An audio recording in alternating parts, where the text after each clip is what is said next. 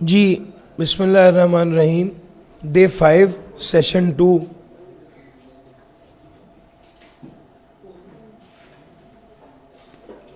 और इसमें अभी हम अपोर्शनमेंट के कॉन्सेप्ट की बात करने लगे। सेल्स टैक्स के हवाले से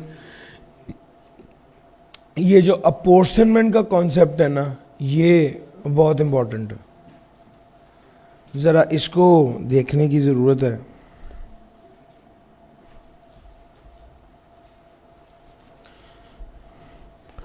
अच्छा, इसको समझाने के लिए मैं आपको एक एग्जांपल देता हूँ।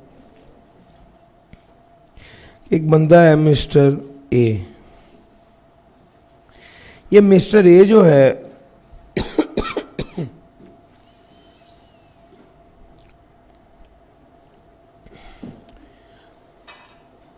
ये मिस्टर ए जो है ये केमिकल खरीदता है for ripening of mangoes. 1 lakh रुपए का 1 लाख रुपए का केमिकल खरीदता है फॉर राइपिंग ऑफ मैंगोज, और इस पर ये इनपुट टैक्स पे करता है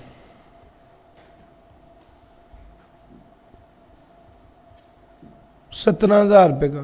यस और नो? अब जरा बात ध्यान से सुनिएगा। अगर तो ये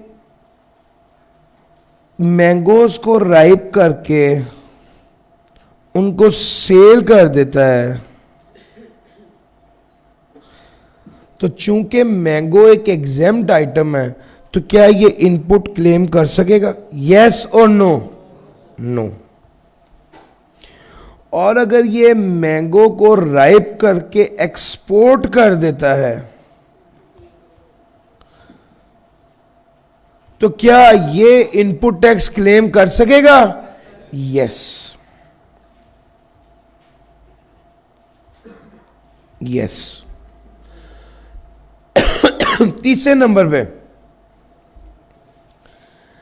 अगर ये मैंगो को राइप करता है और उसके बाद इसका जूस बना देता है, मैंगो जूस बना देता है,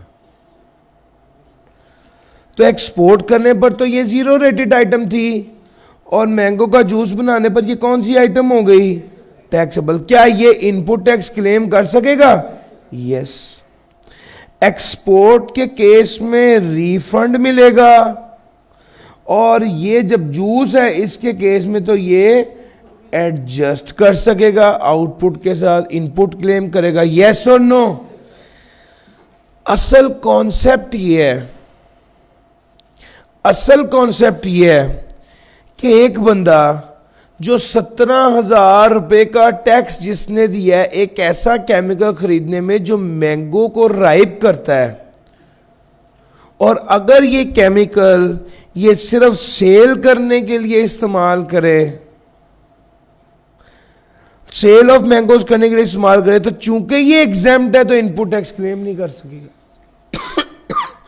और अगर मैंगो को एक्सपोर्ट करे तो चूंकि ये 0 रेटेड है तो ये रिफंड लेगा, और अगर मैंगोज का जूस बनाए तो आउटपुट के अगेंस्ट एडजस्ट करेगा। यही 3 बातें हैं। अगर तो हमें पता हो, सर अब अपोर्शनमेंट का कॉन्सेप्ट आने लगा है, अगर तो हमें पता हो कि इसने आधा केमिकल सेल ऑफ मैंगोज के लिए इस्तेमाल किया और आधा जूस बनाने के लिए इस्तेमाल किया है, तो हम 8,500 का 8,500 को इग्नोर कर देंगे जो सेल ऑफ मैंगोज है, और 8,500 का इनपुट क्लेम कर लेंगे चूंकि ये जूसेस के हवाले से। यस और नो? अब जरा मेरा पॉइंट समझो, ये है एलोकेशन। लेकिन अगर हमें पता ही नहीं है, ये पता है कि 1 लाख रुपए के केमिकल खरीदा था राइप करने के लिए और 17,000 रुपए का टैक्स दिया है, और ये नहीं पता कि मैंगो सेल करने के लिए कितना इस्तेमाल हुआ है और एक्सपोर्ट के लिए कितना हुआ है और जूस के लिए कितना हुआ है, ये हमें पता नहीं, तो क्या करेंगे? इस केस में अगर नहीं पता होता तो इस केस में ये जो परचेज होती है इसको कहते हैं ये जो परचेज होती है कॉमन परचेज होती है, और ये जो टैक्स होता है इसको कहते हैं कॉमन इनपुट टैक्स। और कॉमन इनपुट टैक्स को क्या किया जाता है? कॉमन इनपुट टैक्स को अपोर्शन किया जाता है। किस बेस पर? वैल्यू ऑफ सप्लाई की बेस पर।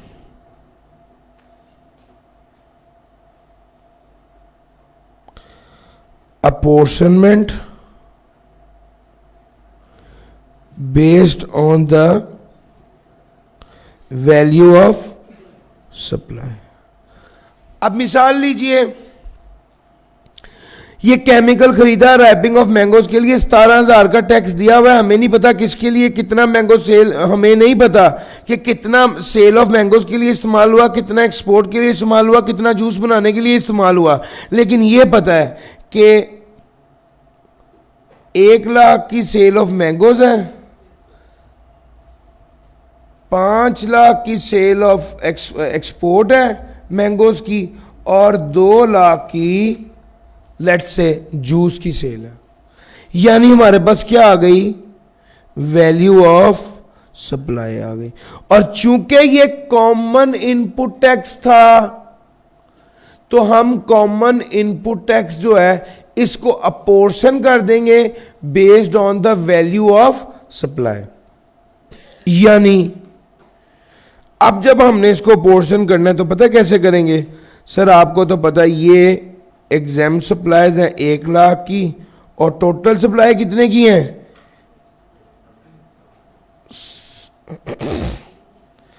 एक मिनट, इसको ना 10 लाख कर देते हैं ताकि हमारे लिए वैल्यू निकालनी आसान हो जाए। 10 लाख की एग्जाम्प्ट सप्लाईज हैं, और ये टोटल सप्लाईज हैं 1.7 मिलियन की, मल्टीप्लाई बाय इनपुट टैक्स कितना था? 17,000। सर यहां पर कितना आ गया? 10,000। सर ये एग्जाम से रिलेटेड है तो इसे क्या कर देंगे? इग्नोर कर देंगे। यार आप कॉन्सेप्ट पिक कर रहे हो? यस और नो? इनपुट टैक्स पे किया है, हमें नहीं पता कि इस परचेज पर जो इनपुट टैक्स पे किया है कितना टैक्सेबल के लिए इस्तेमाल हुआ है, कितना एग्जाम के लिए इस्तेमाल हुआ है, कितना जीरो रेटेड के लिए इस्तेमाल हुआ है, तो हम ये कहेंगे ये कॉमन इनपुट टैक्स है। अब तकसीम करना है टैक्सेबल और एग्जाम्प्ट और जीरो रेटेड पर। किस बेस पर तकसीम कर रहा हूं? वैल्यू ऑफ सप्लाई की बेस पर। यानी 5 लाख एक्सपोर्ट की वैल्यू ऑफ सप्लाई है, total value of supply 1.7 million है, और इनपुट टैक्स है 17,000। कितना बन गया? सर 5,000। इस 5,000 का क्या होगा? ये रीफंड हो जाएगा सर। और 2 lakh divided by 1.7 million multiply by 17,000 कितना बन गया? 2,000। सर इस 2,000 का क्या होगा? ये एडजस्ट हो जाएगा अगेंस्ट आउटपुट टैक्स। सर जी बात समझ में आ रही है? ये हमने सारा डिस्कस कर लिया। ये अपोर्शनमेंट का कॉन्सेप्ट है। चूंकि हमें नहीं पता था कि ये परचेजेस कहां पर इस्तेमाल हुई हैं, तो हमने उससे रिलेटेड जो इनपुट टैक्स था, जिसे कॉमन इनपुट टैक्स कहते हैं, उसे तकसीम कर दिया था टैक्सेबल, एग्जाम्प्ट और जीरो रेटेड में based on the value of supply. ये कोर कॉन्सेप्ट है अपोर्शनमेंट का। उसने डिडक्शन नॉट अलाउड में यह लिखा था कि इनपुट टैक्स जो एग्जाम्प्ट सप्लाई से रिलेटेड होगा उसको हम क्लेम नहीं कर सकते, उसको एडजस्टमेंट नहीं ले सकते, उसको आउटपुट के अगेंस्ट एडजस्ट नहीं कर सकते। और वो वाला इनपुट टैक्स जो जीरो रिलेटेड आइटम से रिलेटेड होगा उस पर क्या नहीं कर सकते? जीरो रेटेड आइटम होगा तो उस पर आप इनपुट टैक्स क्लेम नहीं करेंगे, बल्कि उसका रीफंड मिलेगा।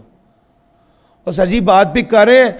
और वो वाला इनपुट टैक्स जो टैक्सेबल सप्लाई से रिलेटेड होगा उसको हम आउटपुट के अगेंस्ट एडजस्ट करेंगे। ये एक कोर कॉन्सेप्ट था जो आपके साथ डिस्कस कर लिया। सर अब हम आ रहे हैं फॉर्मेट की तरफ। मेरे मुताबिक बड़ा सीधा सीधा इसका फॉर्मेट होता है, और अगर आप इसको देख लें तो आपको पिक हो जाएगा फौरन। सर जी सबसे पहले लिखा आउटपुट टैक्स, और फिर उसके बाद लिखा इनपुट टैक्स, और उसके साथ लिख दिया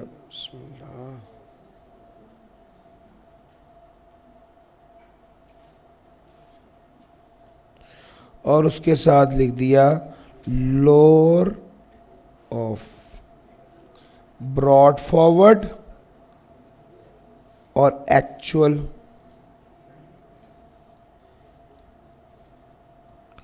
ब्रॉड फॉरवर्ड और एक्चुअल या फॉर द पीरियड, इन दोनों को जमा करेंगे और इसको कंपेयर किससे करेंगे 90% ऑफ आउटपुट टैक्स के साथ।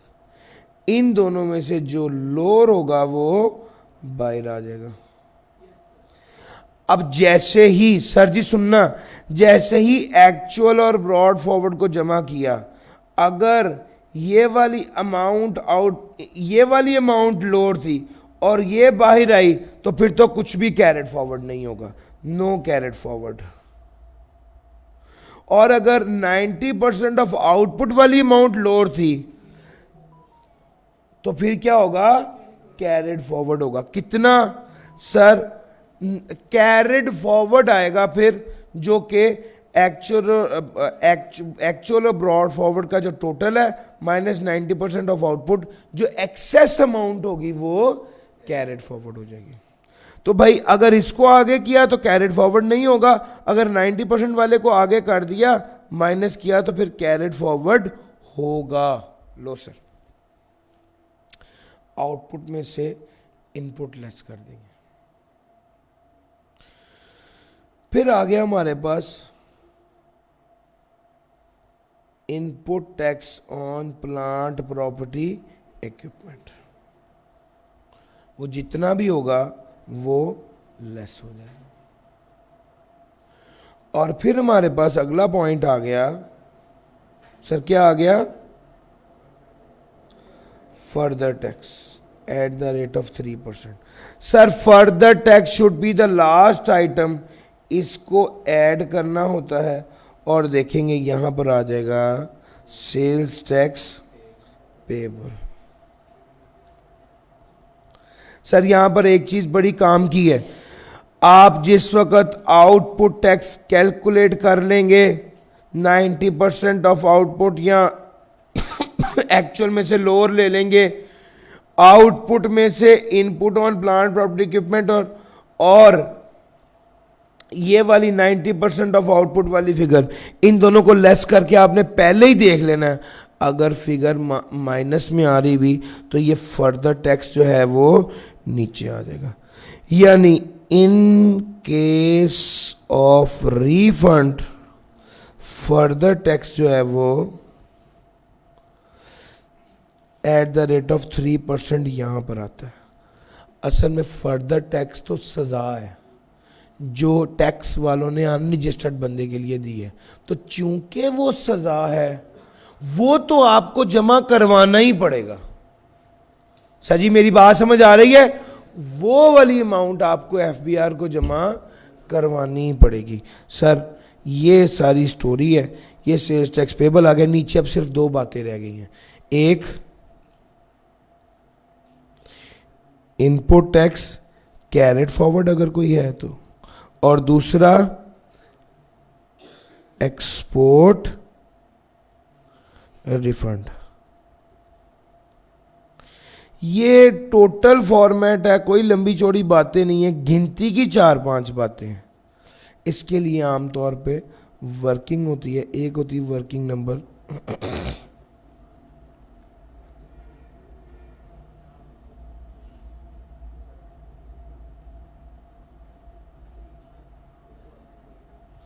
सर एक होती है वर्किंग नंबर 1। वर्किंग नंबर 1 होती है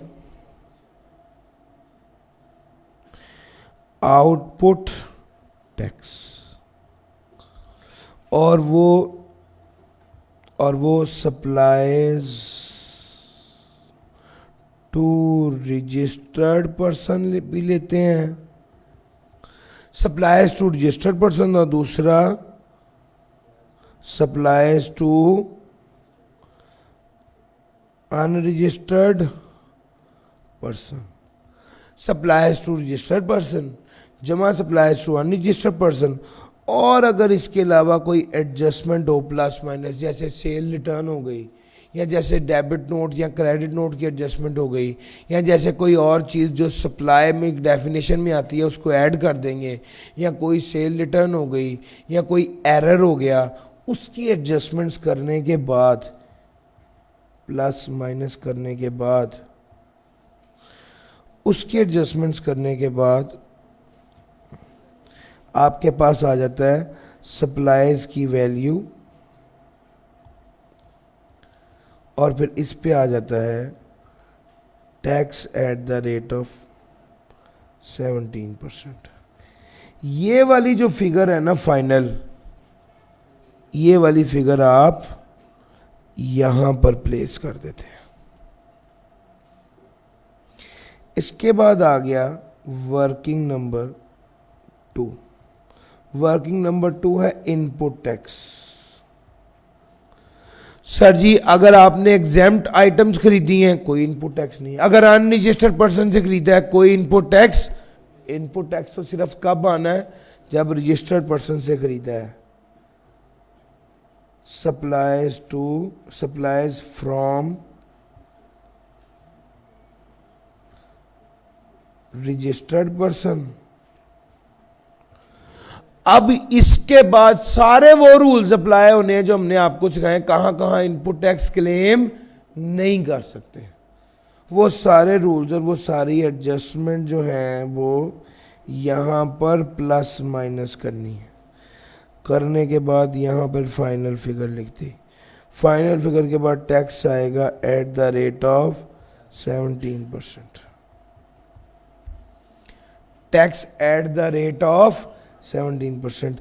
ये जो इनपुट टैक्स होगा ये वर्किंग 2 में निकलेगा। इसके बाद आपका आ जाएगा वर्किंग नंबर 3। इनपुट टैक्स ये तो था परचेजेस पर, और ये इनपुट टैक्स निकलेगा,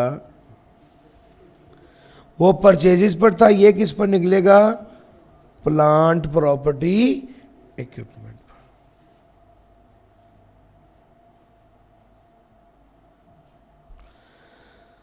सर जी आपने प्लांट प्रॉपर्टी इक्विपमेंट में वो प्लांट प्रॉपर्टी इक्विपमेंट खरीदा होगा। प्लांट प्रॉपर्टी इक्विपमेंट जब आपने खरीदा होगा तो उसकी प्राइस होगी, उस प्राइस पर 17% लगा देंगे तो ये टैक्स की अमाउंट आ जाएगी। अगर ये plant property equipment taxable, exempt और जीरो रेटेड तीनों के लिए, तीनों बनाने के लिए इस्तेमाल हो रहा है तो ये वाला इनपुट टैक्स भी अपोर्शन होगा। सर जी मेरी बात समझ आ रही है? अगर वो वाली परचेजेस जो हैं वो भी टैक्सेबल, एग्जेम्प्ट और जीरो रेटेड तीनों के लिए इस्तेमाल हो रही हैं तो वो भी अपोर्शन होंगे। तो सर अपोर्शनमेंट की वर्किंग होगी वर्किंग नंबर 4। थोड़ा सा कलर अगर चेंज कर ले, वर्किंग नंबर 4 आ गया, और ये है वर्किंग अपोर्शनमेंट की।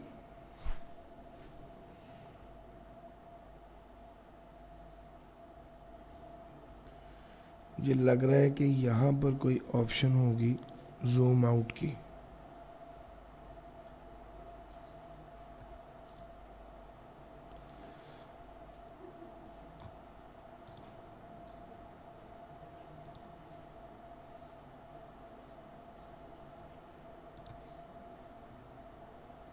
बिस्मिल्लाह,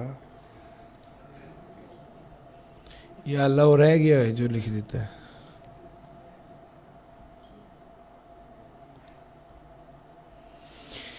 अल्हम्दुलिल्लाह जी, थोड़ा थोड़ा पसीना आ गया था मुझे एक बार।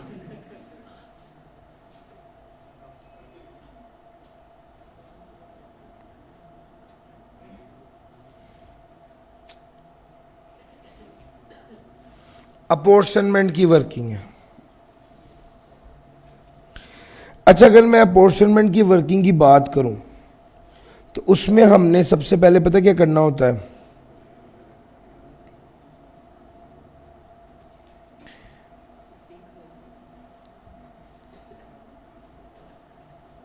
यहां पर लिखते हैं टैक्सेबल और यहां पर लिखते हैं एग्जैम्प्ट, सर सप्लाईज लिखेंगे और यहां पर लिखते हैं जीरो रेटेड और यहां पर लिखेंगे वैल्यू ऑफ सप्लाई। याद रखिएगा ये जो वैल्यू ऑफ सप्लाई होगी ये हमेशा कौन सी होगी, एडजस्टेड। एडजस्टेड यानी एडजस्टमेंट करने के बाद वाली वैल्यू होगी। सर ये बात सुनना, ये जो सप्लाई टैक्सेबल सप्लाई की पता क्या वैल्यू होगी, ये एडजस्टमेंट करने के बाद ये वाली जो वैल्यू आप निकालेंगे ये यहां पर आ जाएगी सर वैल्यू ऑफ सप्लाई में। सर एग्जैम्प्ट की भी गिवन होगी और अगर उसमें कोई एडजस्टमेंट होगी तो एडजस्टमेंट करके लिखेंगे, और जीरो रेटेड की भी गिवन होगी और अगर उसमें कोई एडजस्टमेंट होगी तो एडजस्टमेंट करके लिखेंगे। उसके बाद आप आगे आ जाएं,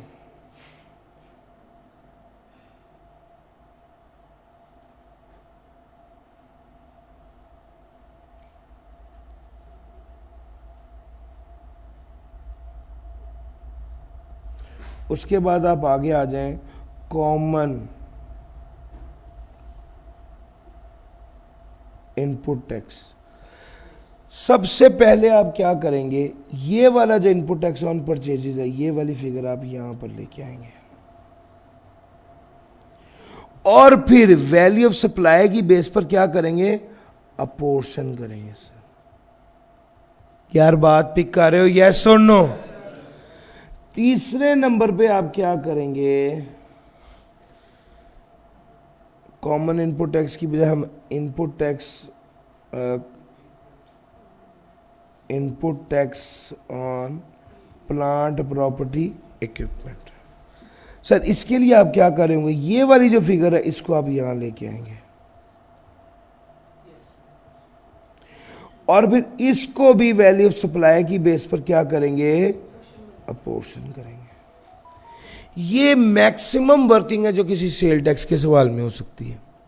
और ये सब, और इसके लिए आपको कॉन्सेप्चुअली अपोर्शनमेंट का कॉन्सेप्ट इतना इंपॉर्टेंट होता जा रहा है with the passage of time कि हर दूसरे सवाल में अपोर्शनमेंट की अंडरस्टैंडिंग प्रॉपर ना होने की वजह से बच्चा गलती कर जाता है।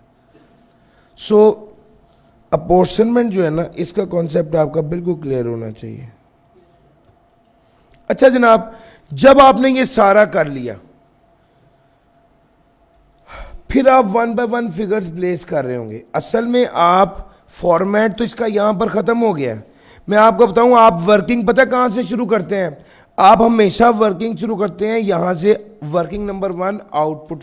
पहला सफ़ा खाली छोड़ेंगे, अगला सफ़ा निकालेंगे। सबसे पहले आप ये वाली, सबसे पहले आप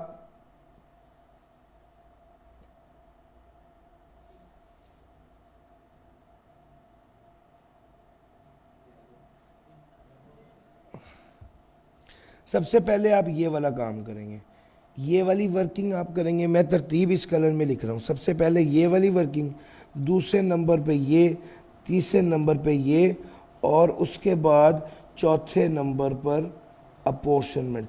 ये चारों वर्किंग्स करने के बाद आप इधर आएंगे और ये वाली फिगर यहाँ प्लेस कर रहे होंगे। उसके बाद आप ब्रॉड फॉरवर्ड, आपको पेपर में मैं एक एक फिगर बता रहा हूं कहां से आएगी, ब्रॉड फॉरवर्ड आपको गिवन होगा। ये एक्चुअल वाली फिगर पता है कहां से आएगी, सर ये टैक्सेबल वाली फिगर उठाकर ये यहां पर ले जाएंगे, तो ये दोनों को ऐड कर देंगे और 90% ऑफ आउटपुट वाली फिगर तो निकालनी मुश्किल नहीं है। इस फिगर को यूज करके 90% ले लेंगे। उसके बाद आ जाए input tax on plant property equipment. ये वाली जो फिगर है सर, ये आप असल में यहां पर प्लेस कर देंगे। सर ये अनरजिस्टर्ड पर्सन को कितनी सप्लाईज की हैं, ये वाली फिगर भी आपने हमेशा कौन सी फिगर रखनी है, एडजस्टेड फिगर लेनी है हमेशा। सर इसमें भी अक्सर एडजस्टमेंट होती है, और एडजस्टमेंट क्या होती है, वो कहते हैं जी फलां तो एंड कंज्यूमर को बेचा, तो फिर उस एंड कंज्यूमर पर तो फर्दर टैक्स अप्लाई नहीं होता, वो अमाउंट माइनस करने के बाद 3% लगाना होता। सर जी ये कर लिया। अगर तो ये दो फिगर्स ऊपर इनपुट टैक्स वाली फिगर और प्लांट प्रॉपर्टी इक्विपमेंट के बाद ही फिगर माइनस में आ जाए तो फर्दर टैक्स फिर सेल टैक्स पेबल के बाद आएगा। ये सर यहां पर प्लेस हो जाएगा। इनपुट टैक्स कैरेड फॉरवर्ड कैसे आएगा सर?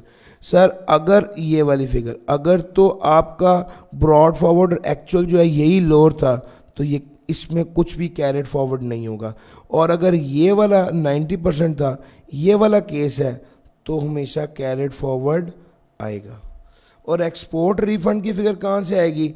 सर ये जीरो रेटेड जो था, ये इनपुट टैक्स इन दोनों को जमा कर देंगे और ये वाली फिगर एक्सपोर्ट रिफंड के लिए आ जाए। यार इससे ज्यादा कुछ नहीं है इसकी एडजस्टमेंट। और सर समझ आ गई? यस और नो? ये मैंने आपको इसका फुल फ्लेज फॉर्मेट जो है वो समझा दिया कि असल में आपने मैक्सिमम क्या करना होता है, ये मैंने आपको बता दिया। लेटेस्ट अटेम्प्ट का जो सवाल था थोड़ा सा अनयूजुअल था, बिल्कुल मुश्किल नहीं था, मगर रूटीन से हटके था। बच्चों को आदत ये पड़ी हुई है कि बना बनाया सवाल होता है, उसमें सप्लाईज कितनी है और टैक्सेबल परचेजेस कितनी है दोनों दी हुई हों, और नीचे 4-5 एडजस्टमेंट हों, और हम एक स्टैंडर्ड फॉर्मेट से कर लें। सर यही फॉर्मेट से बिल्कुल ऐसे ही करना था, मगर उसको हैंडल, उसमें वो एडजस्टमेंट्स नहीं थी, उसने ना वो बनी बनाई एक रिटर्न दे दी थी, उसमें गलतियां थी, वो आपने ठीक करनी थी। वो सर वो वाला सवाल मैं अभी आपको करवा देता हूँ, ज़रा आप कॉन्फिडेंट हो जाएंगे।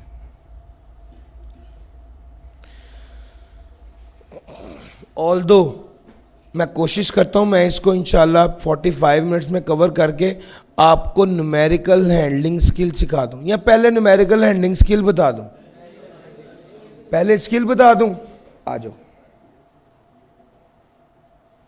भाई, जो आपने फरमाइश की उसी पर ही अमल होगा। सर ये एक सवाल है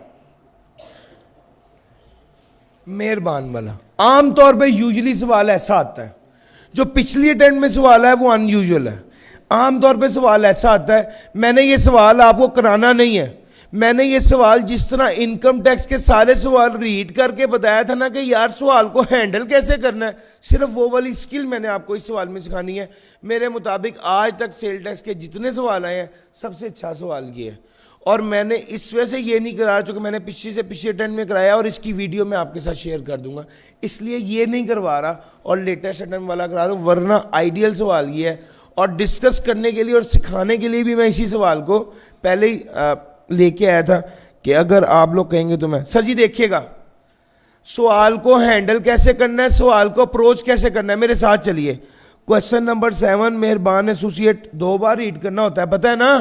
पहली बार सिर्फ रीड करते हो, सवाल पे मार्क करते हो, दूसरी बार साथ साथ पढ़ते हो, साथ साथ अप्लाई करते हो। मैं पहली रीडिंग करने लगा हूं आप लोगों के साथ, ये आप जो है थोड़ा सा अलर्ट रहिएगा, ये बात सिखा के मैंने असल उस सवाल पे जाना है।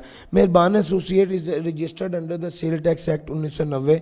MA is engage in the business of manufacturing and supply of various consumer goods. Following information is available for MA's record for the month of August 2021.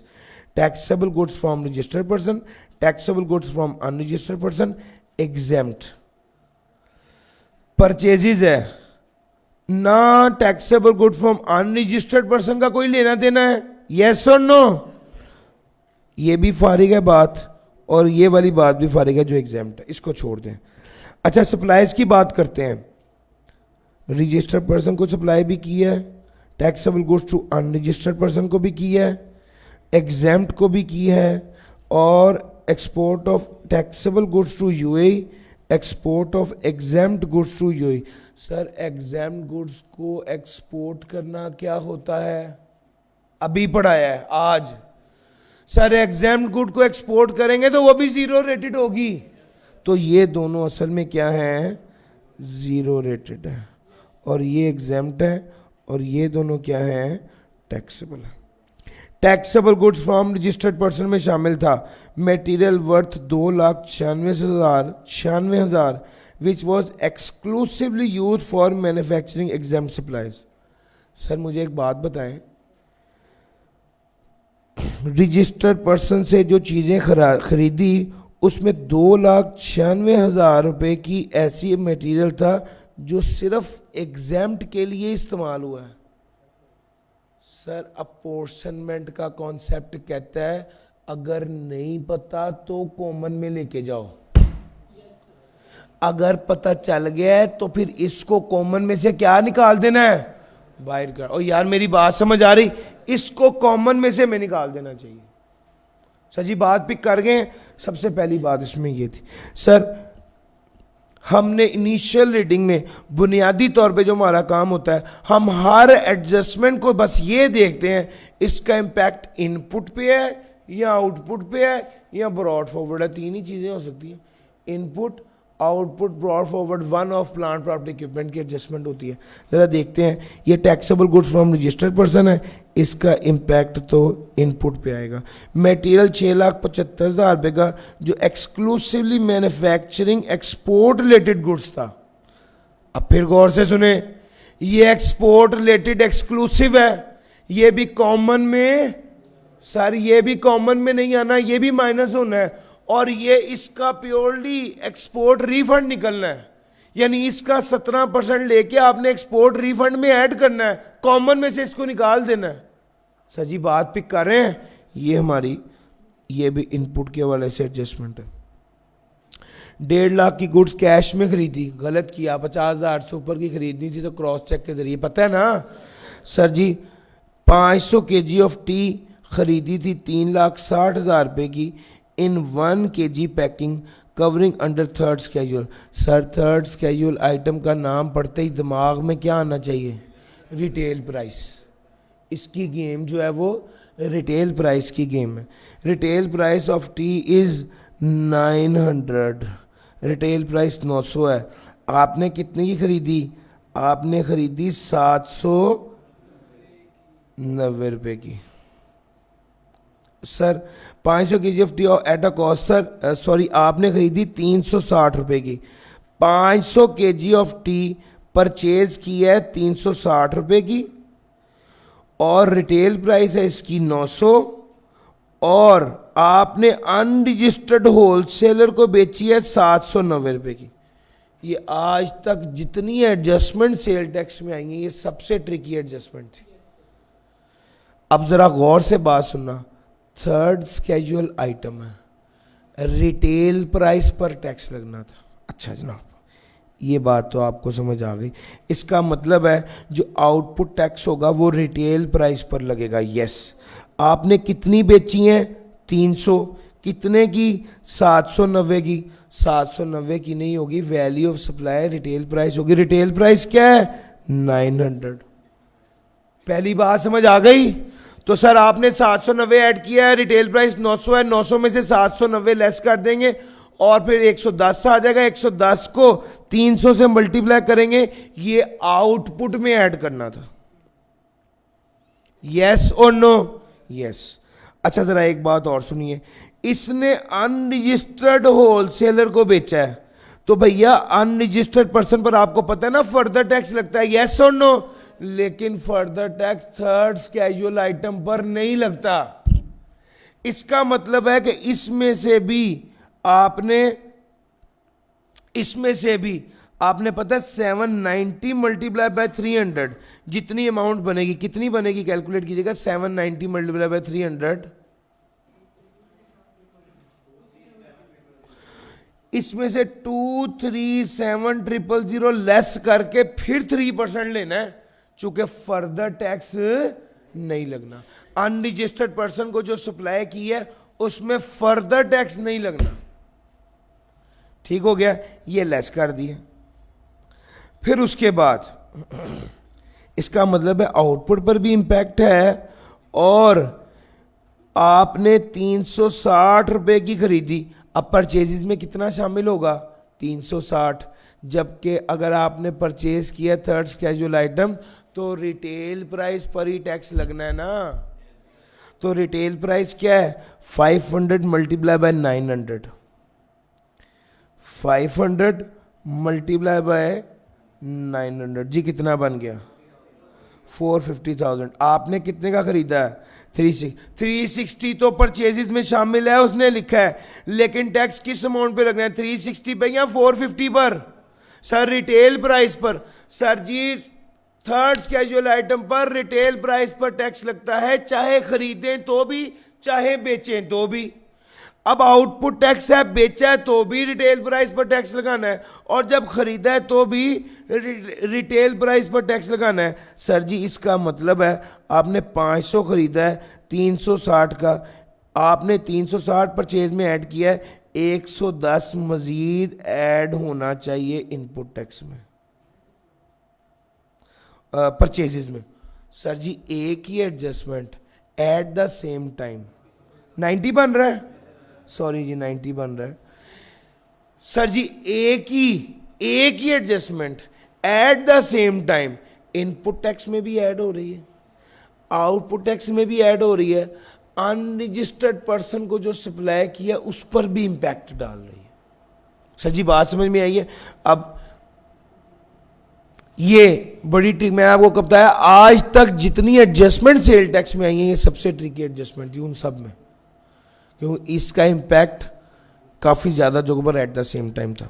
Sir ji taxable supply, अगर मैं आपको क्या ये तीनों बातें बता पाया, यस और नो? लो सर अगली एडजस्टमेंट की तरफ चलते हैं। इसका इम्पैक्ट तो आउटपुट पर भी था और इनपुट पर भी था। और सर एक और टिप देता चलूं, ये जो adjustment relating to exempt, export या अनरजिस्टर्ड होती है ना, इसको आप क्वेश्चन पेपर पे ही साइड पे लिख दिया करें। क्यों बोला? सर असल में हमने सारी वर्किंग करनी होती है टैक्सेबल की या इनपुट टैक्स या आउटपुट टैक्स की। एग्जेम्प्ट और जीरो रेटेड तो इस्तेमाल होता है सिर्फ अपोर्शनमेंट करते वक्त, ऐसा ही है ना। अच्छा जब अपोर्शन कर रहे होते हैं तो अपना ज़हन बनाए, मैंने जब अपोर्शन करना है तो मैंने वो फिगर क्वेश्चन पेपर से उठानी है। जब क्वेश्चन पेपर पे निगाह पड़ेगी तो आप उसमें से माइनस करके एडजस्टेड फिगर लिखेंगे। तो इस वजह से चीज़ को रेलिवेंट जगह पर नोट करना बड़ा ज़रूरी है। और याद रखिएगा फर्दर टैक्स के लिए भी फिगर आपने हमेशा क्वेश्चन पेपर से उठानी है। जब क्वेश्चन पेपर से वो फिगर पिक करेंगे तो आपके एडजस्टमेंट पर नजर पड़ेगी, उस एडजस्टमेंट को माइनस करके करेक्ट फिगर उठाएंगे जो एडजस्टेड फिगर है। तो इस वजह से इनपुट और इस वजह से एग्जेम्प्ट और जो जीरो रेटेड सप्लाई के वाले से कोई एडजस्टमेंट होगी वो हमेशा कहाँ करेंगे, क्वेश्चन पेपर पे उसको नोट कर लेंगे। मैं इनिशियल रीडिंग की बात कर रहा हूँ, अभी तक तो मैंने पेपर पर कुछ लिखना शुरू नहीं किया, सिर्फ समझा रहा हूँ कि ये गेम कैसे करनी। ऑल्दो मैं ये सवाल ही एक्सप्लेन करने लग गया। सर आगे चलते हैं। अनरजिस्टर्ड पर्सन को जो चीज़ें दी हैं जिसमें CNIC और NTN नंबर भी प्रोवाइड नहीं है, तो सर इससे रिलेटेड इनपुट टैक्स क्लेम नहीं होगा। हमने अभी पढ़ा है, इससे रिलेटेड इनपुट टैक्स क्लेम नहीं होगा। अब अगली बात, मशीन A जो है वो 2 मिलियन की है और एक्सपोर्ट के लिए इस्तेमाल हो रही है। मशीन B जो है वो एग्जेम्प्ट और टैक्सेबल के लिए इस्तेमाल हो रही है। और फर्नीचर पे तो इनपुट टैक्स क्लेम होता है, पता है ना भाई, फर्नीचर पर इनपुट टैक्स क्लेम नहीं होता। और ऊपर वो प्लांट प्रॉपर्टी इक्विपमेंट का सीधा सीधा पोर्शन नहीं करना, एलोकेट करना है। वो जो इनपुट टैक्स ये इसका 17% लेके जो 3,40,000 था वो एक्सपोर्ट में जीरो रेटेड में डालेंगे, ठीक हो गया। और फिर ये जो 3 मिलियन का बनेगा 5,10,000 इसको पोर्शन करेंगे किसके दरमियान, तीनों के दरमियान नहीं, किस दो के दरमियान, टैक्सेबल और एग्जेम्प्ट के दरमियान। सर इलेक्ट्रिसिटी बिल था, इलेक्ट्रिसिटी बिल कितना था, 959450 जो कैश में पे किया गया था। The bill was inclusive of sales tax of 154,250। Sir आपने कैश में पे किया, इनपुट अलाउ होगा? यूटिलिटी है, यूटिलिटी उस रूल की एक्सेप्शन है, इस पर इनपुट टैक्स अलाउ होगा, लेकिन ये टैक्स की अमाउंट है 154250। यहां पर एडजस्टमेंट करने के बाद जो फाइनल परचेजेस की फिगर आएगी उस पर 17% लगाने के बाद प्लस करेंगे। भैया मेरी बात समझ आ रही है? लो sir, sales tax brought forward, चलो जी। अब ये सर इनपुट की एडजस्टमेंट थी, ये प्लांट प्रॉपर्टी इक्विपमेंट की एडजस्टमेंट थी, ये इनपुट की एडजस्टमेंट थी। Sir sale tax brought forward, ये ब्रॉड फॉरवर्ड की एडजस्टमेंट है। और 1,80,000 pertaining to purchase in February, ये कौन सा महीना चल रहा है अब?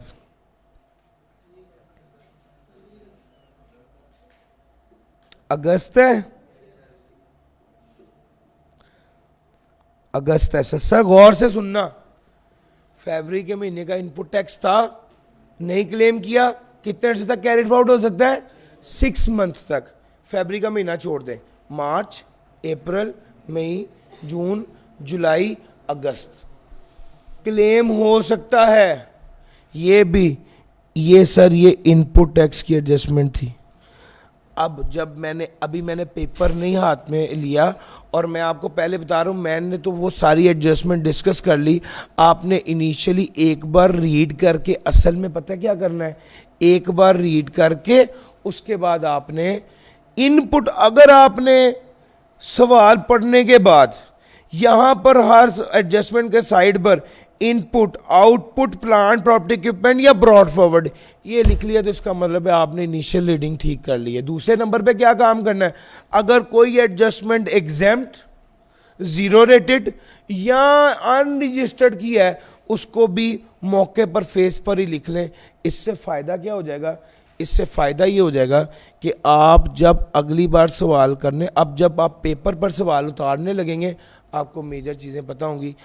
5 मिनट अगर आपके पेपर लिखने से पहले सवाल पर इन्वेस्ट हो जाएं तो कोई मसला नहीं है। बाद में जो काटा पीटी पर आपने आधा घंटा ज़ाया करके सारी फिगर काट के फिर दोबारा कैलकुलेट करके फिर नई फिगर लिखनी है, उससे ये वाली वर्किंग बहुत बेहतर है। सर जी आप बात पिक कर गए हैं, ये अप्रोच थी सर। इस अप्रोच में मैंने आपको क्या सिखाया? तसल्ली से सवाल पढ़ना है, और input, output, plant property equipment या ब्रॉड फॉरवर्ड, ये दोनों, ये सारी चीज़ें आपने आइडेंटिफाई करके रखनी है। और तीसरे नंबर पे ये कि अगर कोई एग्जाम्प्ट है, अगर जीरो रेटेड है और कोई अनरजिस्टर्ड सप्लाईज के हवाले से कोई एडजस्टमेंट है, तो उसको भी आपने क्या कर देना है, उसको फेस पर ही कर देना। और यार ये टिप समझ आ गई है? इसके बाद जब आप सवाल हल करने लगेंगे तो स्मूथली हल हो जाएगा। और आपने इनिशियल रीडिंग में पेपर, अभी पेपर पर कुछ लिखे बगैर सारे सवाल को थॉरोली असेस कर लिया होगा। वैसे ये सवाल तकरीबन मैंने करवा ही दिए।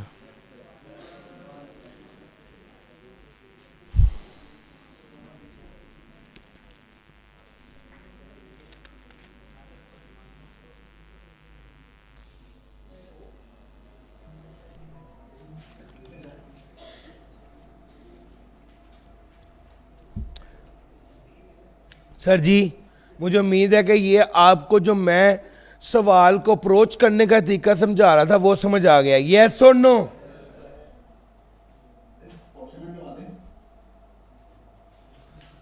क्या करवा दें? जज़ाकल्लाह। सर जी मैंने आपको अपोर्शनमेंट सेशन के शुरू में सबसे पहले करवाई है, उसकी रिकॉर्डिंग देखिएगा। इस सवाल की पूरी रिकॉर्डिंग आपके साथ शेयर करूंगा। ये जितनी बातें मैंने आपको इससे पहले भी बताई हैं वो सिर्फ इस वक्त के लिए हैं। ये सवाल पूरे का पूरा मैं आपके साथ इस सेशन के बाद रिकॉर्ड मैं पिछले सेशन में करवा चुका हूँ यही वाला सवाल ना। तो मैं चाह रहा हूँ मैं आपको लेटेस्ट अटेम्प्ट वाला सवाल कराऊँ, तो मेहरबानी करके मेहरबान वाले सवाल को आपने रिकॉर्डिंग में ज़रूर देख लेना। मैं उसकी रिकॉर्डिंग शेयर कर दूंगा। अभी मैं लेटेस्ट अटेम्प्ट वाला सवाल कर रहा हूँ, वो कराना इसलिए भी ज़रूरी है कि उस सवाल में जो है ना ज़रा अनयूजुअल सवाल था। हमने तो देखें आपको जिस तरह मैंने भी आपको सवाल सिखाया, मैं अगर उस अप्रोच से को देखूं कि आप हर एडजस्टमेंट को ध्यान से पढ़ना है, तो सर यहाँ पर तो एडजस्टमेंट ही 1-2 है। ये सवाल थोड़ा हटके था, इसको करते हैं sir. Zahid enterprise is registered under the sales tax act 1990। Zahid is engaged in the business of manufacturing garments. Usman, who recently joined ZD as an officer, has prepared the following computation.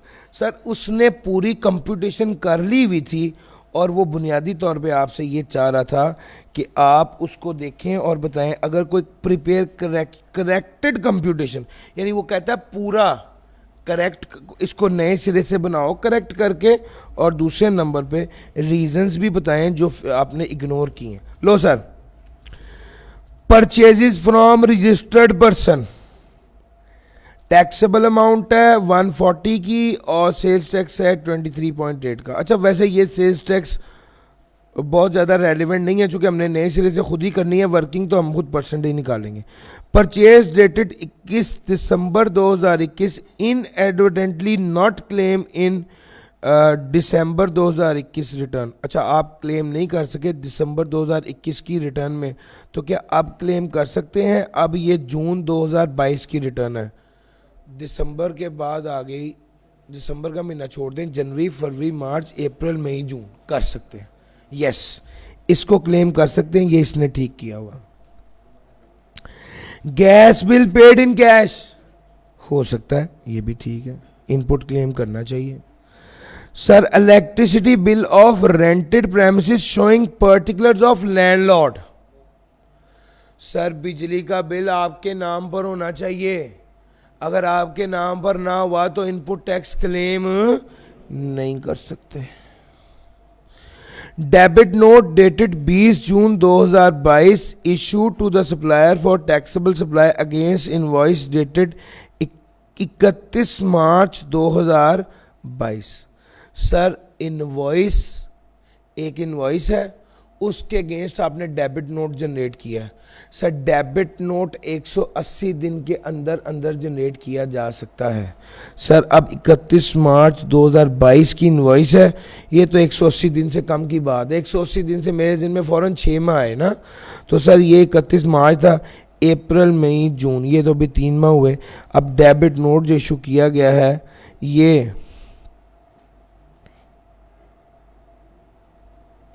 Less हो सकता है, ठीक है. Payment on 30 June 2022 against sale tax invoice dated 5 April 2022. जी payment 30 जून 2022 को की थी sales tax invoice के अगेंस्ट जो 5 अप्रैल 2022 की थी. सर जब आपने पेमेंट की है तब इनपुट टैक्स लेंगे या जब परचेज किया और इनवॉइस आई है तब इनपुट टैक्स लेंगे? जब आपने परचेज किया है और इनवॉइस आई है तो तब इन 5 अप्रैल का आपने अप्रैल की रिटर्न में इनपुट क्लेम कर लिया होगा. अब तो आपने पेमेंट की है, आप दोबारा इनपुट टैक्स क्लेम करेंगे? नहीं करेंगे sir. Payment of provincial sales tax at the rate of 13% against transporter invoice on dated on 17 June 2022 for supplying goods to export processing zone. Sir आपने गुड्स एक्सपोर्ट प्रोसेसिंग जोन में भिजवाई हैं, उसके हवाले से टैक्स दिया है.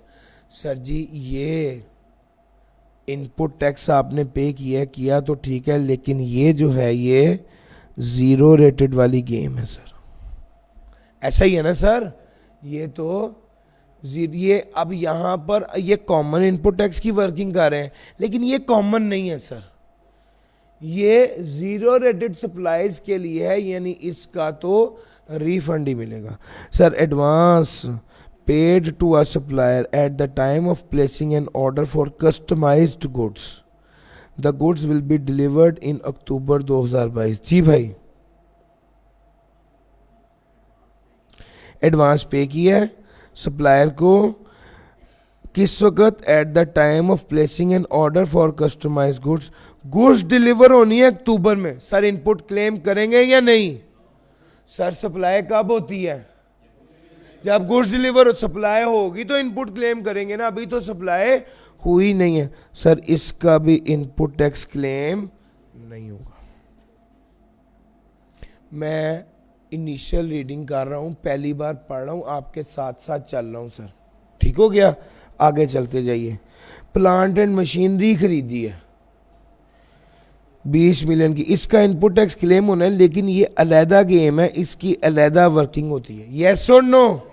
लो सर, इसको भी मैंने साइड पे कर दिया। सर आउटपुट टैक्स की बात करते हैं। Sales of taxable goods to registered person, ठीक है, वो कहता है it includes ₹50 million supplied to export processing zone for further manufacturing. इसका मतलब है 180 मिलियन में से 50 मिलियन जीरो रेटेड है। यस और नो?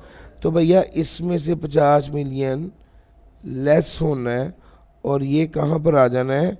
एक्सपोर्ट में आ जाना है। ये बड़े काम की बात थी sir. Sales of taxable goods to unregistered person 44 million की। अच्छा, इस पर नोट नंबर 2 है, 20% एंड कंज्यूमर। वो सर पिक की है बात आपने, इसका मतलब है 44% का 20% ले लीजिए, ये आएगा 8.8। 8.8 लेस करने के बाद 3% लेना है। यस और नो? मैं तो भाई यहां पर ही नोट कर लूंगा, मुझे भूल जाता है, मैं तो इधर ही नोट करूंगा। Sir credit note dated 15 June 2022 issue to a customer for taxable supply against invoices dated 1 December 2021। Credit note issue किया है 15 जून 2022 को। उन परचेजेस के अगेंस्ट जो इशू कब हुई हैं? 1 दिसंबर 2021। सर 180 दिन की गेम है, दिसंबर, जनवरी, फरवरी, मार्च, अप्रैल, मई। सर 180 दिन गुजर चुके हैं। अब अगर 180 दिन गुजर चुके हैं तो आप सेल रिटर्न वाली जो मामला है ना, जो सेल रिटर्न है, वो आउटपुट में से लेस नहीं कर सकते। सर डेबिट नोट या क्रेडिट नोट कितने दिन के अंदर अंदर इशू होना चाहिए? 180 डेज। सर यहां पर आपने इसको लिख देना नहीं। Assume that the collector has not extended the time, और उसने भी कहा कि जनाब कलेक्टर ने भी टाइम एक्सटेंड नहीं किया। All the above figures appeared in taxable amount column are exclusive of sales tax. Sales tax is payable at the rate of 17% except where it is specified otherwise. यार मुश्किल तो नहीं लगा वैसे, सवाल अनयूजुअल जरूर है, लेकिन सवाल को आराम से पढ़े।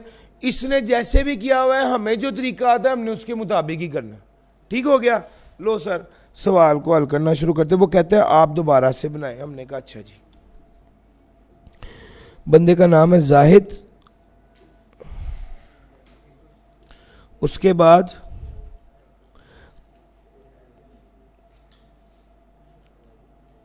Computation of sales tax liability for the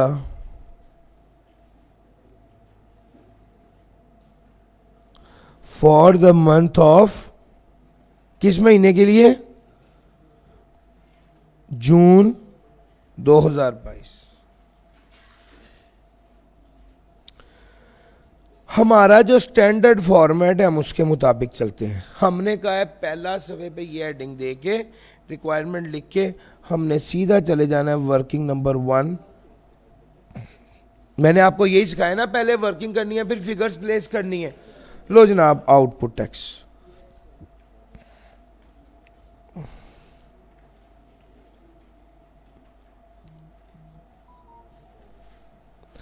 output tax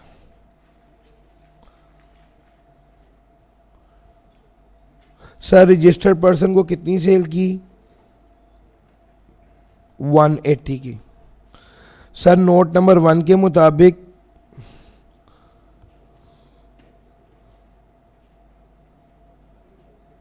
supply to export processing zone कितनी कर दी? 50 की। सर सेल्स टू अनरजिस्टर्ड कितनी की? 44।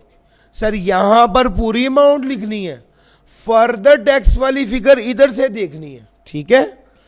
अच्छा जी, ये मैंने ये भी कर दी 44 की।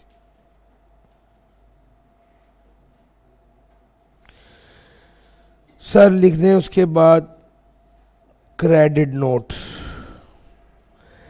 क्रेडिट नोट नील लिखने के बाद सर जी आप ना इसका 7 बी भी पढ़ें।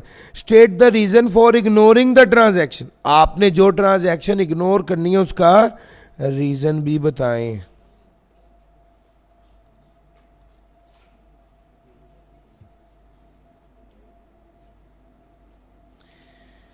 बी यानी मैं आपकी जगह हूं तो मैं एक सफ़े पे मेन सफ़ा है, दूसरे सफ़े पर वर्किंग है, तीसरे सफ़े पर जाके इसका पार्ट बी लिख दूं as credit note is issued after 180 days of the date of invoice।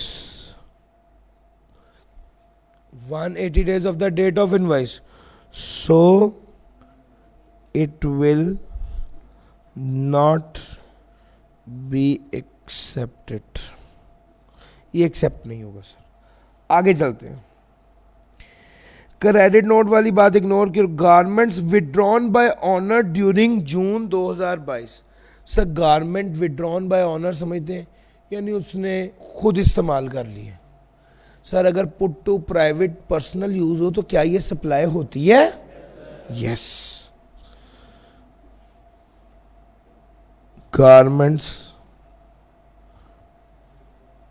Withdrawn by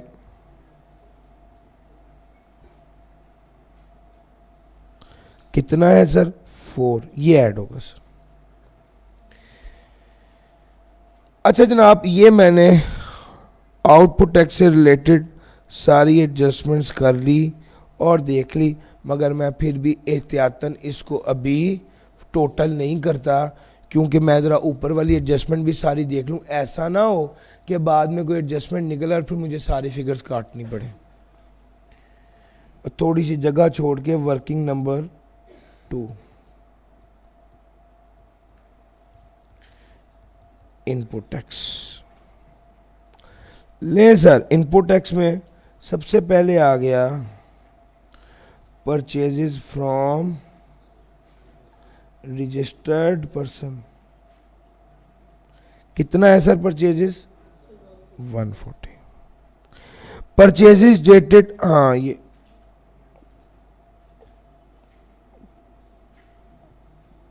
purchases of 21 दिसंबर कितनी है सर? 10। ये ऐड होना चाहिए। गैस बिल ऐड होना चाहिए सर। इलेक्ट्रिसिटी के बारे में लिखूंगा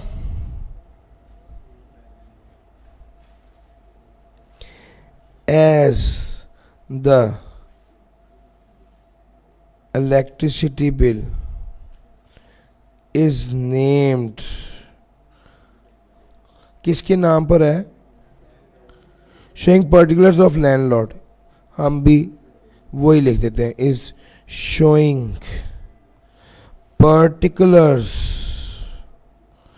of landlord, so input tax is inadmissible। Sir ji समझ आ गई? अब यहां पर हम इलेक्ट्रिसिटी बिल लिख देते हैं। ज़्यादा बात है तो नोट्स 2 भी दे दो कि ये बात मैंने वहां बता दी है सर। उसके बाद आ गया इलेक्ट्रिसिटी बिल की बात आ गई। उसके बाद है डेबिट नोट। सर ये डेबिट नोट चूंकि अभी 180 दिन नहीं हुए तो ये हो सकता है sir debit note. Sir debit note कितना है?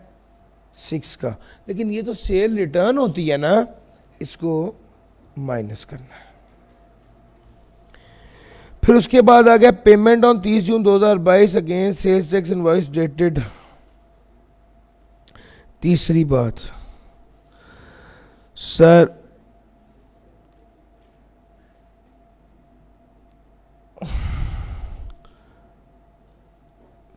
tax is claimed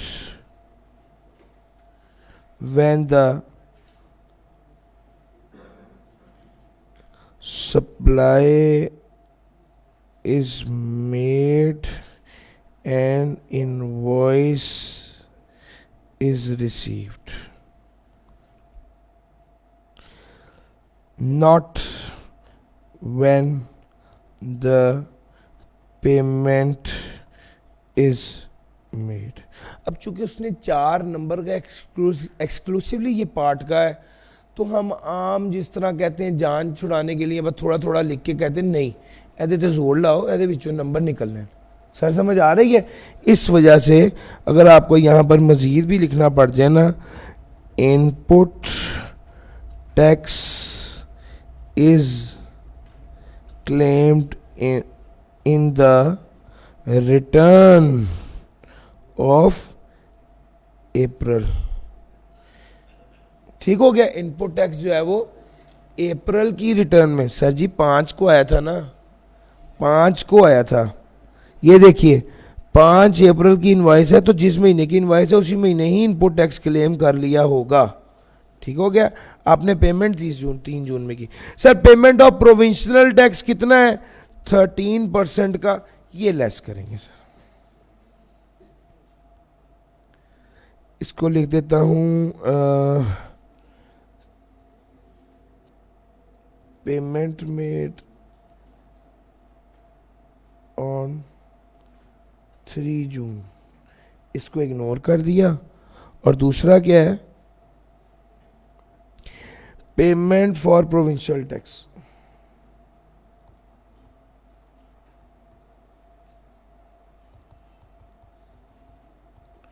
इसको नील करके इसके साथ लिखेंगे note number 4, payment of provincial tax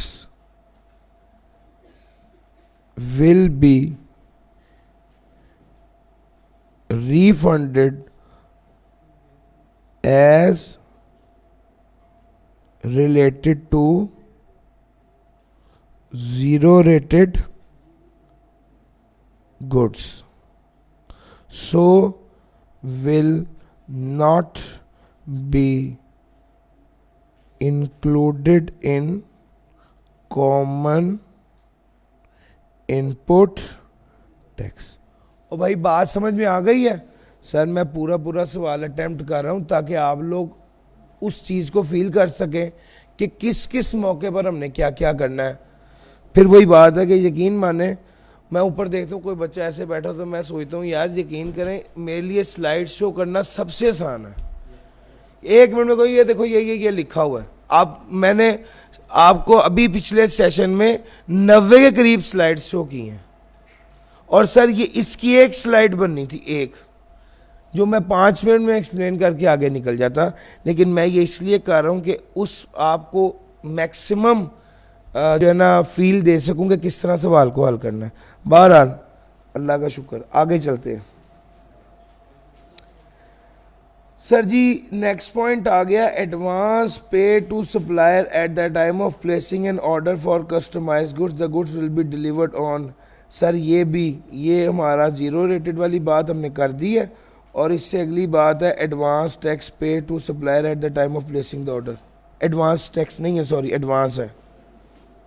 sir ये जो एडवांस पेमेंट है ये भी शामिल नहीं होनी। नीचे क्या लिखेंगे? सर उसने 4 नंबर का ऐसे ही नहीं ये पार्ट दिया, उसने उसके अंदर इतनी चीजें डाली हुई थी।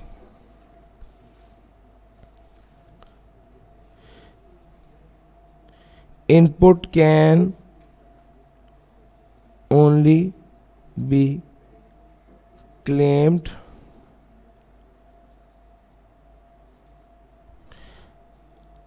After the supply।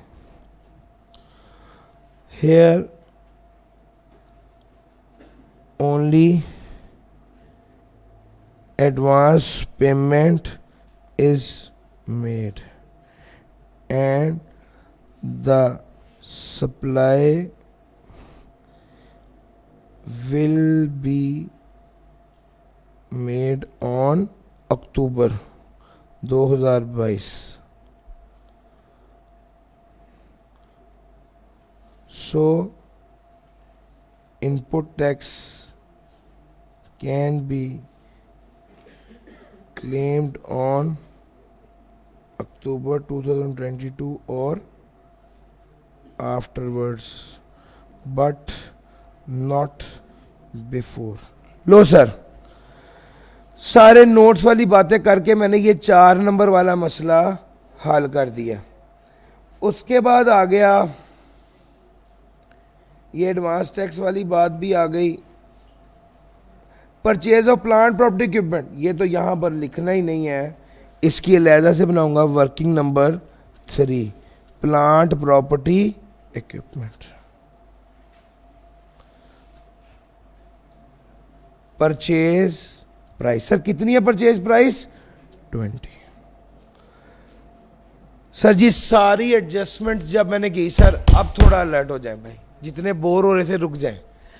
सारी एडजस्टमेंट करने के बाद अब वो पॉइंट आ गया है जब मेरी कोई एडजस्टमेंट पेंडिंग नहीं है. Working 1, working 2, working 3, working 4, working 1 2 3 मैंने कर ली.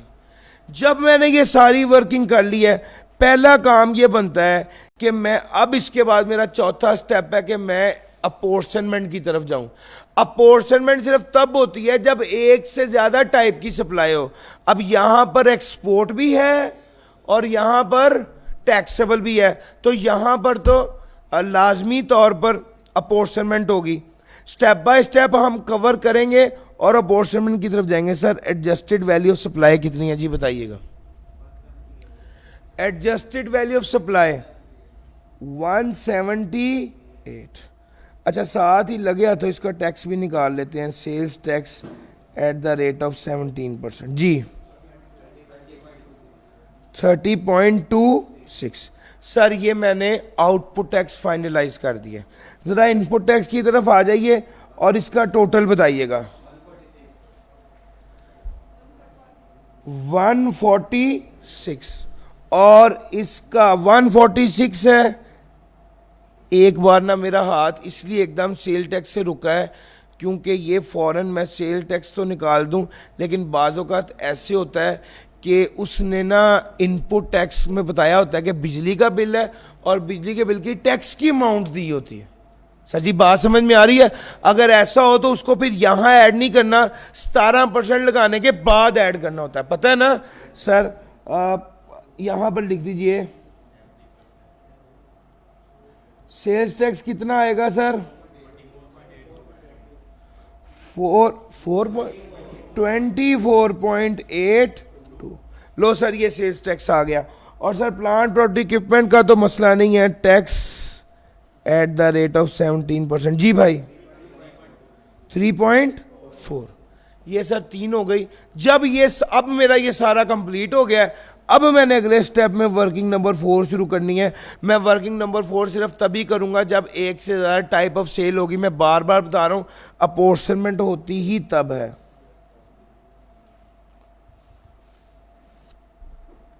सर यहां पर लिखूंगा टैक्सेबल और यहां पर लिखूंगा एक्सपोर्ट. सर जी एडजस्टेड वैल्यू लिखनी होती है, हमने आपको बताया हुआ है. सर एडजस्टेड वैल्यू का मतलब समझते हैं? एडजस्टमेंट करने के बाद क्या वैल्यू आई है? 178. सर यहां पर तो 178 लिखेंगे वैल्यू ऑफ सप्लाई पर, और एक्सपोर्ट की जगह पर क्या लिखेंगे? सर जी उसने हमें बताया तो था 50 है सर, यहां पर लेस किया, एक्सपोर्ट की जगह पर लिख दिया, और तो कोई एडजस्टमेंट नहीं है जी बताइएगा 228. सर उसके बाद आ गया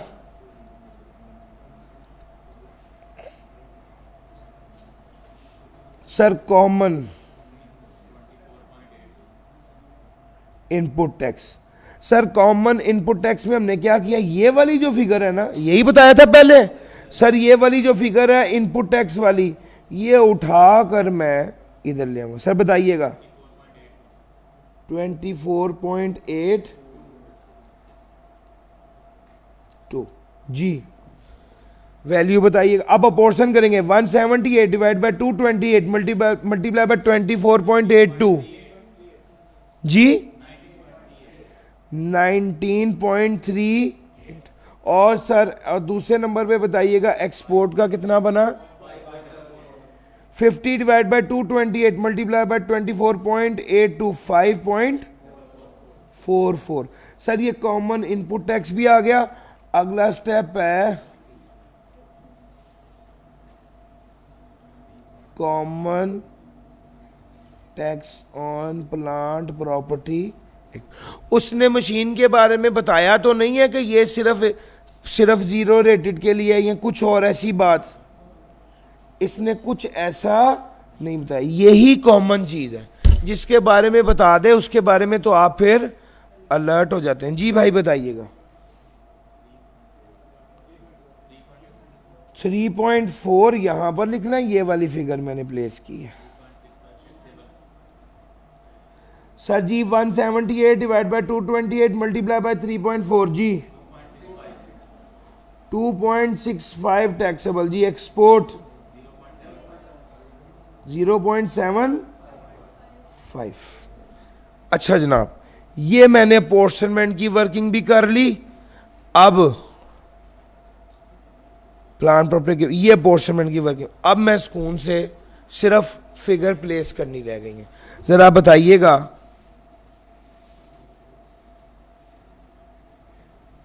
आउटपुट टैक्स कितना है सर, वर्किंग की हुई है 30.26। सर इनपुट टैक्स लिख दूं यहां पर और इनपुट टैक्स के साथ लिखूंगा lower of brought forward given है। सर कितना गिवन है, ब्रॉड फॉरवर्ड तो है ही नहीं, चलो अच्छी बात है। फॉर द पीरियड या एक्चुअल, जी भाई बताइएगा। सर ये वाली फिगर उठाएंगे, सर ये वाली फिगर उठाकर 19.38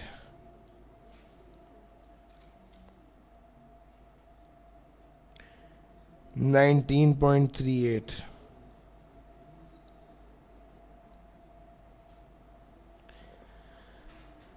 एक्चुअल और ब्रॉड फॉरवर्ड, इन दोनों को जमा कर दिया और साथ इसको कंपेयर किससे करना है 90% ऑफ आउटपुट, यानी 30.26 मल्टीप्लाई बाय 90%। जी भाई जी 27.23। भैया जैसे ही मैंने ये वाली फिगर आगे लिखी, जेन में एक बात तो आ गई कि इनपुट टैक्स कैरिड फॉरवर्ड, ठीक हो गया। ये मैंने यहां पर लिख दी। सर अगला point input tax on plant property equipment. जी भाई ये सर ये वाली फिगर आएगी सर 2.65, इसको भी लेस कर दिया। उसके बाद अगला हमारे पास आ गया फर्दर टैक्स, लेकिन एक मिनट रुक जाएंगे। पहले देखूंगा 30 में से 19 और 2 ये 21 बने हैं, यानी ये फिगर माइनस में नहीं आ रही प्लस में ही आ रही। यार मेरी बात पिक कर रहे हो? अगर यहां पर 29 और 2 लिखा होता सर, मैं पहले सेल टैक्स पेपर निकालता, नीचे फर्दर टैक्स की वर्किंग करता, लेकिन मैंने पहले ही देख लिया और 30 में से 19 और 2 ये तो 21 बन रहे, मेरे पास अभी मार्जिन है, आंसर प्लस में ही आना है। अब मैं यहां पर लिखूंगा, ये बात पिक करनी थी sir, further tax at the rate of 3%। अब अगली बात सर, वो वाली चीज मैंने further tax at the rate of 3% मैंने यहां से नहीं देखनी, क्योंकि मैंने यहां पर एडजस्टमेंट नहीं लिखी होती। मैंने ये अपने सवाल में से नहीं देखनी, मैंने कहां से देखनी है, मैंने आप जो अपने सॉल्यूशन है उस एडजस्टमेंट में से नहीं देखनी, बल्कि मैंने हमेशा अपना रूल बनाना है कि मैंने फिगर क्वेश्चन पेपर से देखनी है जिसके साथ मैंने एडजस्टमेंट्स प्लेस की हुई है। 4.4 माइनस 8.8 44 है, माइनस 8.8, ये 20% जो एंड कंज्यूमर को थी जी, मल्टीप्लाई बाय 3% बताइएगा 1.05, ये ऐड करना होता है, ये ऐड कर दिया सर जी भाई, ये आ जाएगा sales tax payable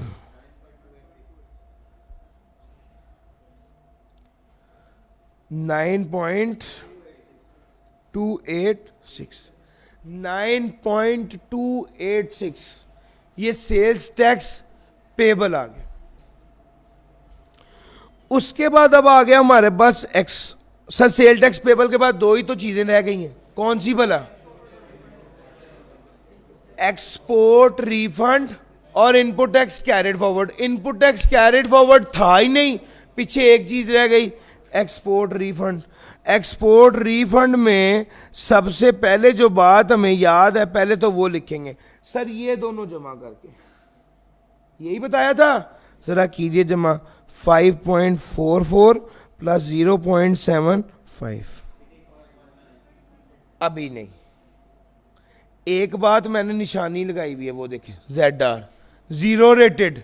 sir zero rated थी 8 मिलियन की, ये एक्सपोर्ट प्रोसेसिंग जोन को सप्लाई की थी, ये कितना बना? प्लस हो गए 1.04। सर जी इसका कीजिएगा जरा 8 मिलियन का 7%, 17%।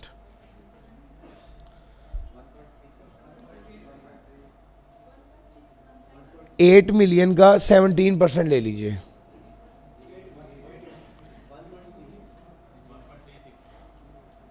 1.36। ये देखिएगा इतना ही आ रहा है सर। अब टोटल कीजिए,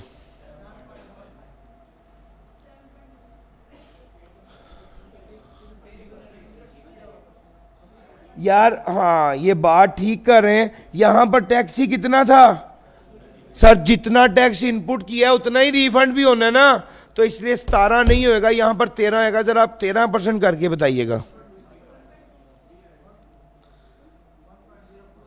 वो फिगर सही लिखी हुई थी, मैं असल में उसकी क्वेश्चन बनाने वाले की नीयत पे शक कर रहा था कि इसने फिगर 1.04 लिखी शायद गलत है, लेकिन उसने ठीक लिखी, उसने 13% रेट लगाया और 13 ही लगना था, उसने लिखा भी हुआ था जी भाई। टोटल कीजिएगा 7.23।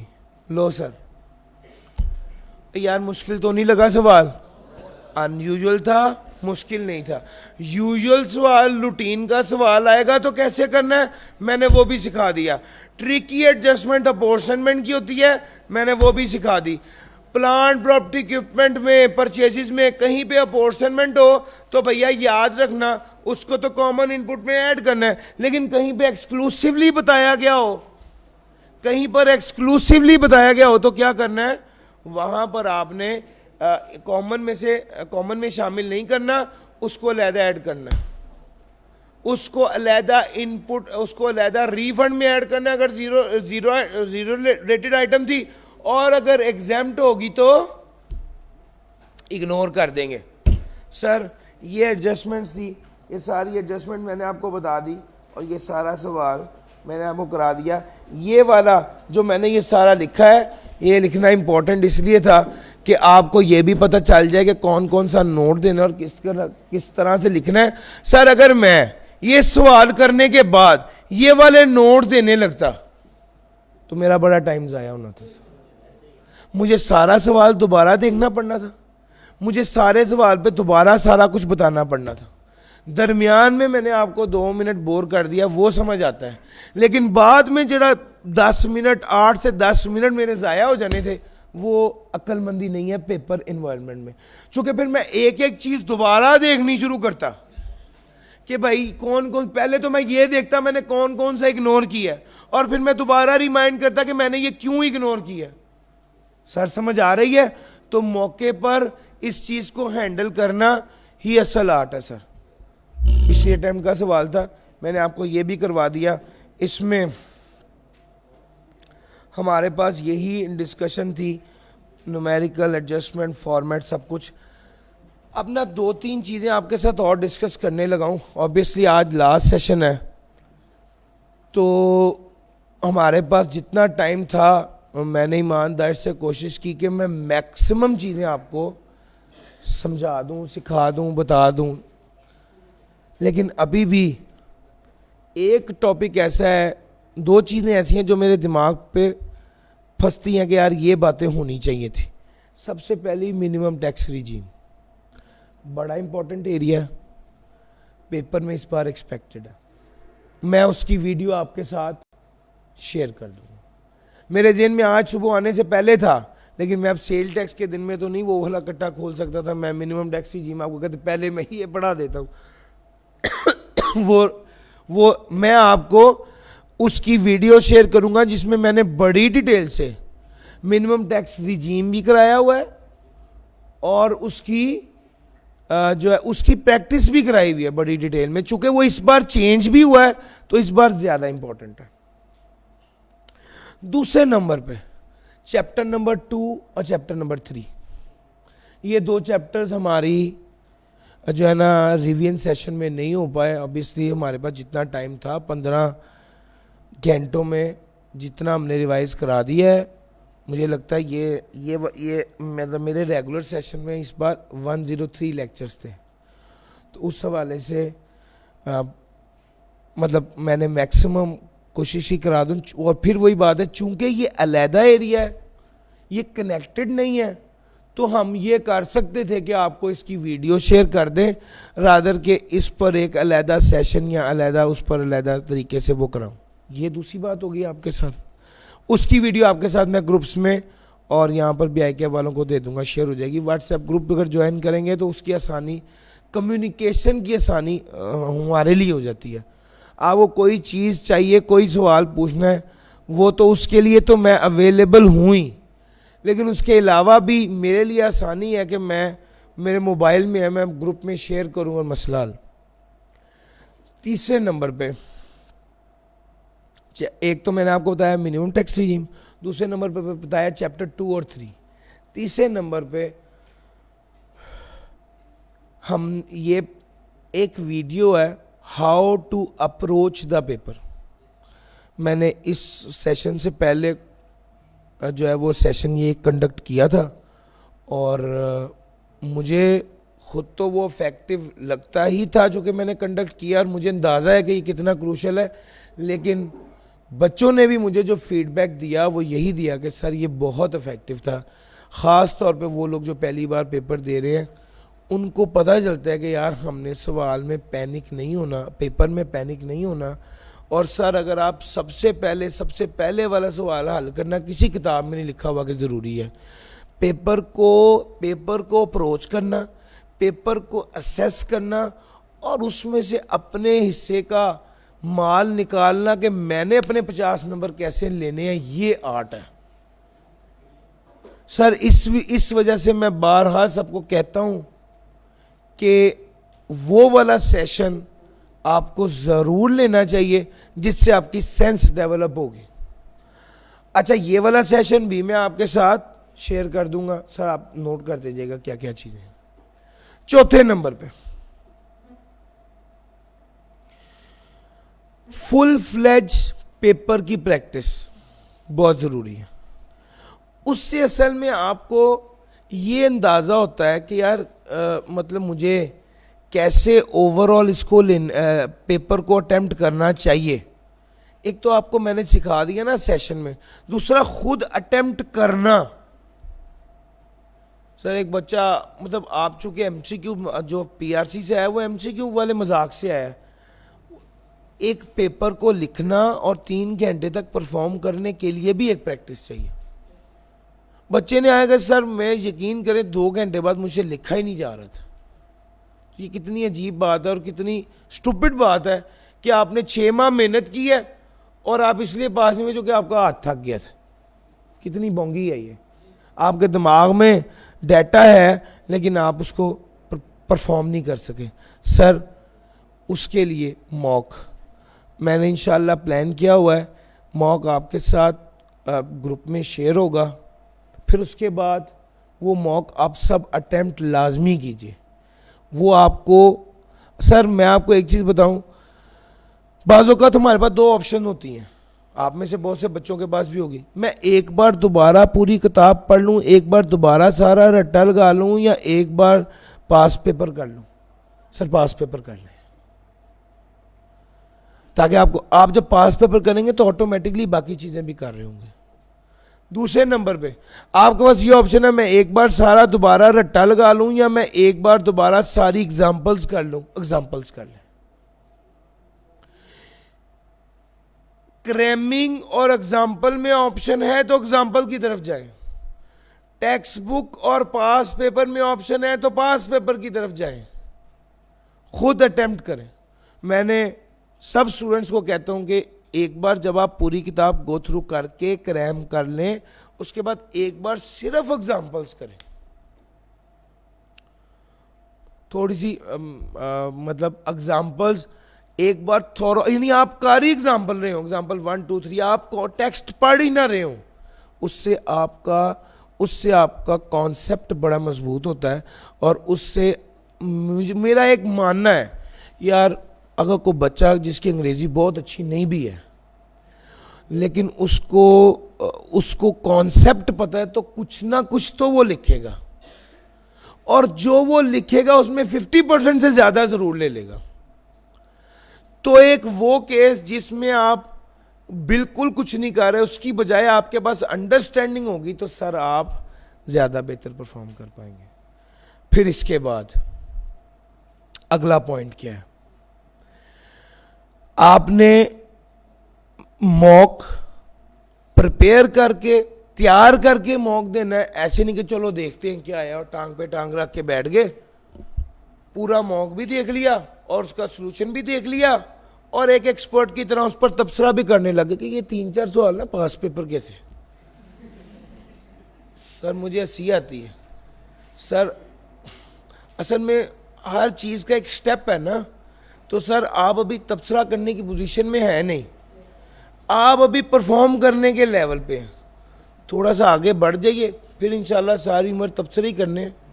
वो एक बंदा दुआ कर रहा था ना कि अल्लाह मेरी पढ़ने वाली उम्र गुजर जाए तो नसीहतां वाली शुरू हो जाए। तो सर तबसरे जो है ना वो नहीं, आपने वो पूरा पेपर हल करना है बगैर सॉल्यूशन देखे, और अपने आप को टेस्ट करना है, एवेल्युएट करना है, प्रैक्टिस करना है, फिर उसके बाद आपने उसका सॉल्यूशन देखना है।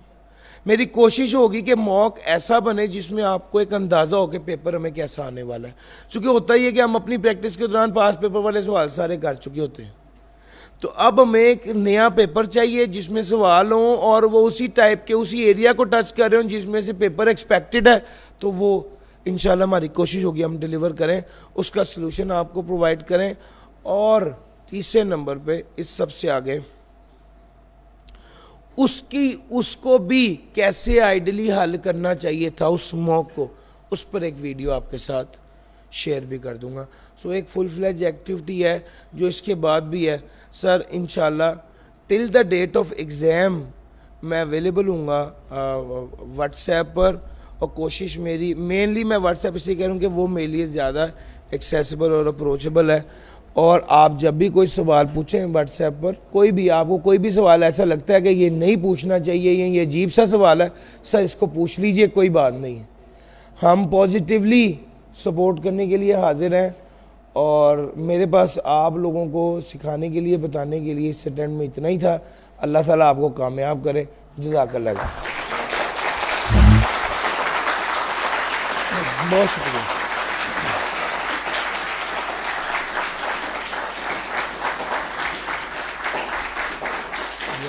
बहुत शुक्रिया।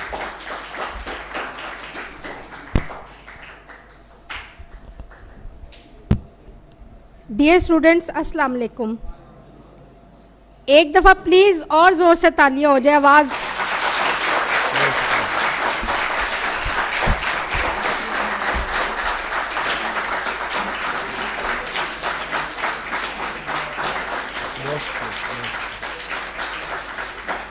Thank you so much. Thank you so much. Dear students, today we have completed exam-focused revision sessions of CAF 2 text practices. There is no doubt Sir has delivered the course at utmost level. He has not only revised the syllabus but also made it simple to understand. It is evident that Sir has given his best in such short period of time. Please give him big round of applause.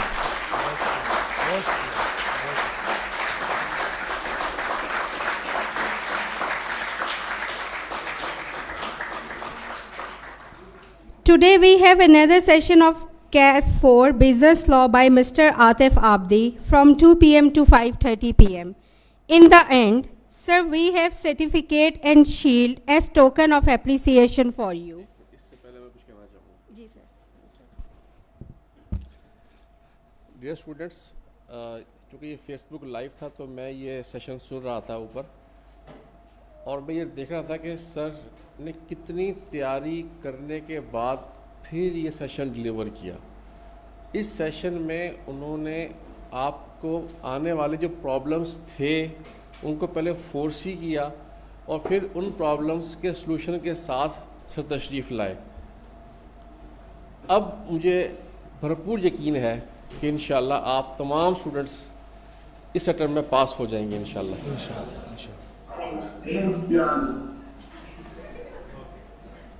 ये ज़रा mics mute कर दीजिएगा, ख़ासकर पेशावर का।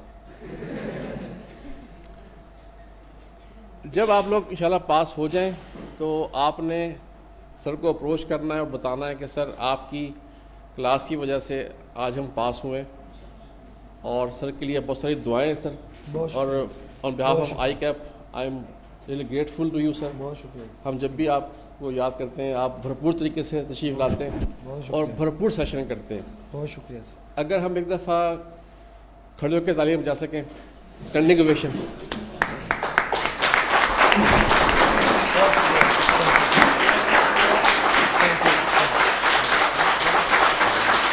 Thank you, thank you student, thank you students, बहुत शुक्रिया आपका, thank you.